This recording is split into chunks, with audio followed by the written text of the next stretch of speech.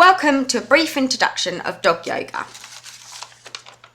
The real dog yoga is essentially about training dogs to become and maintain calmness. In basic dog yoga, there are 30 different postures which are trained and practiced in 3 separate sets. So the first set is the sitting set that we can see Archie here. He's practicing a stretch right in the sitting posture. There are 10 different postures in the sitting set. Then you have the standing set, which also has 10 postures. Here we can see Archie practicing that same stretch right, but he's actually using a different muscle group because he's in a stand. And then we have the laying set. Some dogs find it more comfortable to be in a down than in a sit, and for these dogs we encourage them to do more work in the down set than in the sitting set.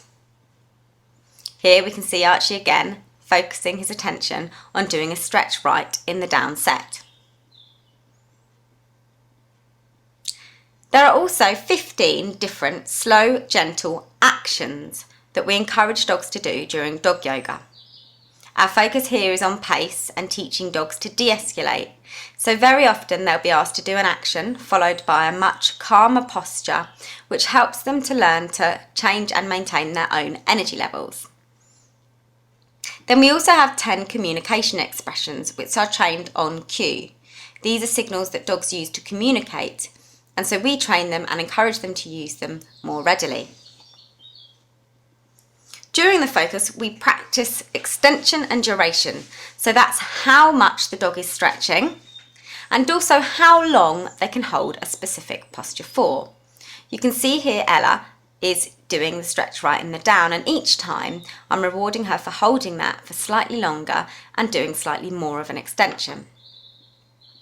This is a much better way of stretching out our dogs before exercise than the traditional manual way where you use a treat lure.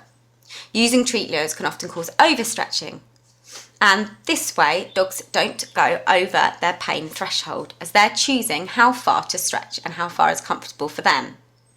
In this way, it's also great for elderly, stiff and post-operative dogs to help them to start to use specific muscle groups under their pain threshold, and a good way for people to be able to adequately assess pain.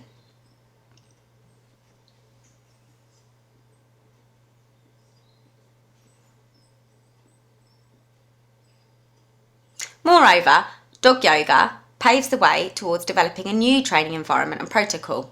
Option training invites learning facilitators to create a space where access to the learning itself is optional.